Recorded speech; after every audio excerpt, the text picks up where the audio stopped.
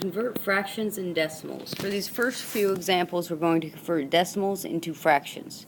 So for number 1, I have 2.2. So if I want to convert a terminating decimal or an ending decimal into a fraction, I take that part and I put it over whatever place it is. Okay, so since there's one place here, I'm going to take this 0.2 right here and I'm going to put it over 10. So 2 over 10, and then I'm going to simplify that fraction by dividing by 2, both top and bottom, and I get 1 over 5.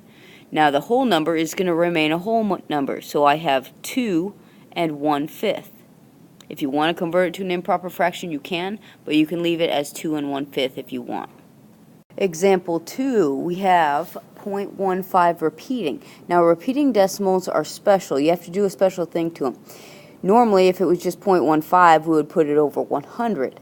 But in this case, if it's a repeating sign, then you put the decimal part, if repeating, put the decimal over 9, then that number of 9s instead of that number of zeros. Okay, so what I mean is, since there are 1, 2 decimal places, we're going to put it over 99, 2 9s. So I'm going to put 15 divided by 99, and that's going to be the fraction. So now I have to simplify. Well, I know 3 goes into both of them, so I'll start with that. 15 divided by 3 is 5, and 99 divided by 3 is 33. And if I look at that, there's nothing else I can do, so 0.15 repeating is 5 over 33. And the last example, 1.76. So I still have the whole number 1, so I know I'm going to have a 1 and then some fraction. Okay, so that's what I need to figure out. So to figure out the fraction, since there are 2 numbers here, that means I'm going to put it over 100 because it is not repeating. So I'm going to put it over 100. So I have 76 over 100, and then obviously I need to simplify that. They're both even numbers, so let's start there. Divide by 2. 100 divided by 2 is 50. 76 divided by 2 is 38. So I see that I can do this yet again, so I'm going to divide by 2 again. This time I get 25. 50 divided by 2 is 25, and 38 divided by 2 is 19. So now I have 19 over 25 as the fractional part. So if I put that together, 1 and 19/25, and that's my final answer. Okay, now to convert fractions into decimals, we've got to kind of do a different tactic here. We've got to do a division problem. So we're going to take 5 over 8 divided by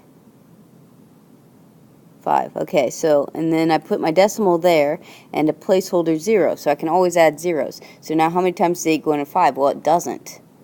How many times does 8 go into 0? It goes in 6 times. 6 times 8 is 48. Subtract down, I get 2. Carry the 0 down, I get 8 goes into 20 2 times. 2 times 8 is 16. Subtract down 4. Carry the 0 down. 8 goes into 45 times. 5 times 8 is 40. Subtract, I get 0. So when you get 0 here, that's when you're done. So my final answer is 0.625, and that is the decimal form of 5/8. And the next one, I'm going to put 5 on the outside, 3 on the inside, and 0. 5 goes into 3 0 times. 5 goes into 30 6 times. 6 times 5 is 30. Subtract down, I get 0. So I'm done already. So my final answer here is 3 over 5 equals 0.6. And that's your final answer. And the last one, we put 33 on the outside and 8 on the inside.